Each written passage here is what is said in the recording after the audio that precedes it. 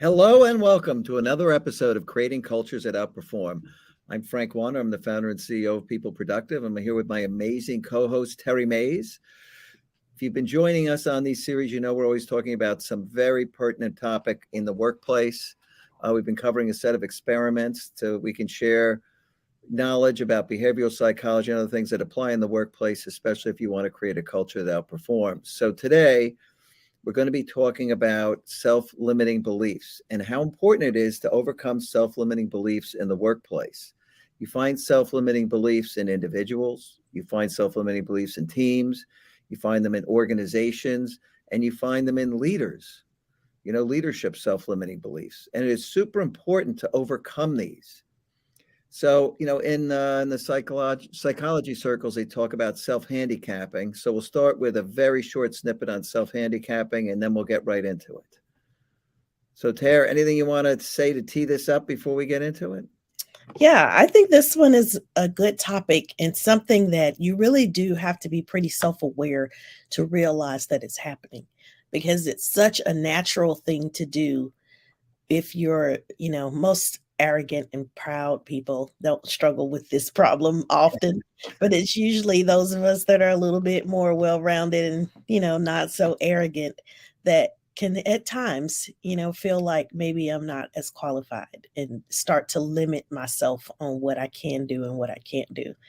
But it's so true that if you start to think that you can, you can. And if you think that you can't, you can't. So we're going to dig into this topic and give you some really good tips on how to overcome this self-handicapping and self-sabotaging. Yeah. And we're going to start with a video that's really about an individual, individual perspective. You as a person, self-handicapping, people do it all the time. This guy, John Ashraf's a good guy. Let's listen to what he has to say. And I'll share this screen quickly. We'll take a look at this video. So John tees us up, and then we'll get into what happens in companies. Self-handicapping. Self-handicapping is when you say to yourself, because of my lack of knowledge or lack of skills or lack of motivation or lack of purpose or lack of money, or where I was born, or how old I am, or how young I am, or how inexperienced I am, or from this part of the world that I come in. When you use those reasons as to why you aren't or haven't yet achieved the level of success that you want to achieve, you're self-handicapping yourself. You're using your story, your circumstance, a belief, an idea, a thought, a paradigm to handicap yourself. And that is going to limit your ability to succeed. Okay, so now this applies to organizations and individuals. So as a leader, you've got to be on the lookout for this.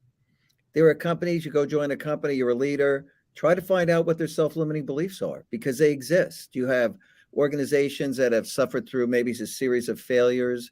Maybe it was on product launches. Maybe it was on systems development items. Maybe every large thing they launch is one of those fingers crossed moments because they just can't get it done.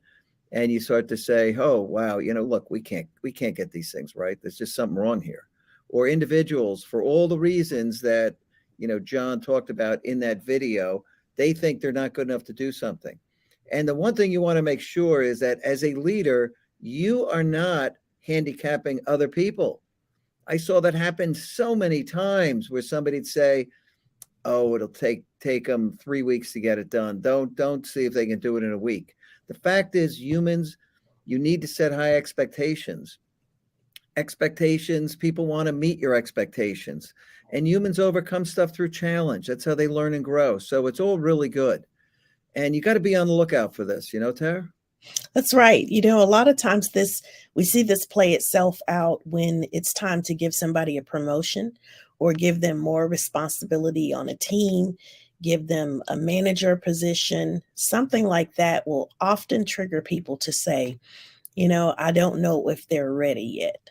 and you limit the other person's ability to come up to speed. You assume that the person can't move into the next level of leadership, or that the person cannot learn what needs to be learned. But all of the time, without fail, there are going to be things, no matter how qualified you are, no matter how much background and experience, no matter what, there are going to be things that you learn on the job. That's just the way it is. No training can prepare you for every single aspect of everything that you will ever do in a position. You can have training that's great and outstanding, and it gives you a lot of background, but there's always going to be things that come up, things that are brand new that the person before you didn't experience, things that will challenge you to grow. Embrace that. As a leader, don't always look for the person that has, if there are 5 qualifications that you're looking for, don't always just look for the person that has all 5. Look for the one that has 3 or 2, even in some cases. Give people an opportunity to grow. Give them a chance to step out into the role, as opposed to being in that role and they come in and now they've already maxed out in what they can learn and grow, because this role, it really should have gone to somebody that needed that growth opportunity. So don't see it as a way to limit people and say that they're not ready. Look at it as a way to say, okay, this person may not be ready. That may truly be the case, but what can I do to help them get ready? What can I do to support them in the first month, 2 months, 6 months, 1 year? What can I do to support them so that now they don't miss out on the opportunity to grow, and I'm supporting them in the process so they do grow? Yeah. And, look, be absolutely authentic and candid with them and tell them, look, we felt you weren't ready. Here's what you need to work on. And here's an assignment to help you grow in that area. That's right. Yeah. The Center for Creative Leadership studied leadership development over 30 years. And what they found was 70% of a leader's growth and learning comes through challenging assignments, actually doing stuff. 20% is through these developmental relationships with people who care about them and help them grow and explain things, teach them stuff. 10% is from really training. And so the reality is they're going to have to learn that 70% by doing it. That's right. You're never going to be ready fully. No. You're never going to be, where you know everything and there's nothing left to learn. You don't even really want that person in the role. Honestly, you want a person that can bring new and fresh ideas into each role and not just do the same old thing that's always been done. Especially in this time where we're in this place of innovation, things are changing so rapidly. We're seeing our world in a different way. Things that we never thought possible are possible now. We've got cars driving themselves down the street. So this is a whole new ball game. So you really don't want that person in the role that, looks and have been there, done that, and they've been in it before. You want somebody with fresh ideas, fresh experiences. So give people an opportunity to expand and to grow. And that in turn helps your organization to grow. And so let's talk about more ways to overcome self-limiting beliefs. The way to overcome it as an individual or as a team or as a leader dealing with people in an organization that are holding themselves back is to ask the question, okay, so look, we don't have all the resources we need. We don't have all the experience we need. How can we do this? What do we have to do to get going? How do we go on and conquer this challenge? And you got to get your mind in gear thinking about how to do it and get away from the handicaps that are holding you down and really keeping you from achieving what you need to. That goes for individuals too, who are maybe afraid to go out and tackle a new challenge, and they've got to get started because it becomes a form of procrastination eventually. You're protecting your ego and self-esteem. You're not starting something you should. You got to lay out those steps. And, Terri and I were talking before we came on the show, and she brought up the whole way, how do you eat an elephant? That's right. And how do you eat an elephant, Terri? That's right. One bite at a time. Yep. You overcome this stuff. You got to break it down into something smaller. The bigger things that seem like it's too big, I can't conquer it, I can't overcome it. You really can if you break it down into smaller things that you can do. And you've got to retrain your brain to not think about all of the reasons why we can't, but start to think about the reasons why we can. Start looking, we talked about this a little bit about having this negativity bias where we automatically assume that people won't understand, that they can't do it, instead of assuming that we can't do it as a group. We start to take all the limits off and say, I like to think about it as if, you had unlimited resources. You've got unlimited time, talent, financial resources, everything that you need. How would you solve this problem? And then start to break it down even further to say, okay, so we don't really have unlimited resources, but what do we have? And what from this great idea can we actually accomplish? And when you start looking at the bigger picture to see, okay, maybe we can't have all of these features, there's 75 features. Maybe we can't have all 75, but what if we did 10 now and 10 later and 10 more? And eventually you get to the 75. Yep. So you just kind of have to find a way to train your brain to think about the possibilities. It's so very easy to think about, what you don't have. I'm not qualified. I've never done this before. The people around me have never done this before. I'm not enough of whatever it is that your brain is telling you. It's really a fear-based mechanism where your body is responding, your brain is responding to that fear of the unknown to say that's dangerous, don't do it. That's just the way we're wired. Oh yeah, don't But fail. You're going to fail, you're so going to fail. let's set this up.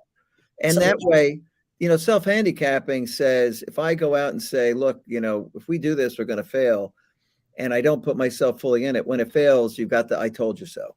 And Right. that's that self-esteem protection mechanism. Humans use it all the time. You've got to get into the possibility thinking. That's how you get teams to move beyond. I can't tell you how many times in meetings over the years we get, maybe a marketing whatever request to actually build some new product, and they needed certainly an unreasonable amount of time. And it was sitting down going, okay, so yeah, we can't do exactly that, but what can we do? Let's think about this. That's right.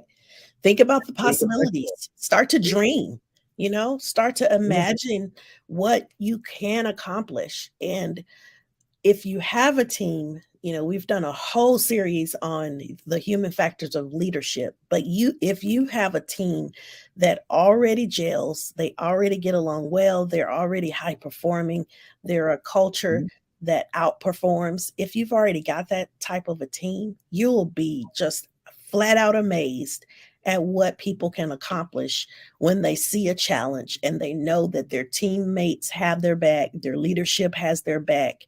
They're willing to bring more of themselves to the table. They bring all of their talents and resources. They want to make it happen. When you have a good leader, you want to make whatever they're asking you to do happen. And so you find yourself doing whatever you can to make it happen. And then you see yourself doing things that you never thought you could.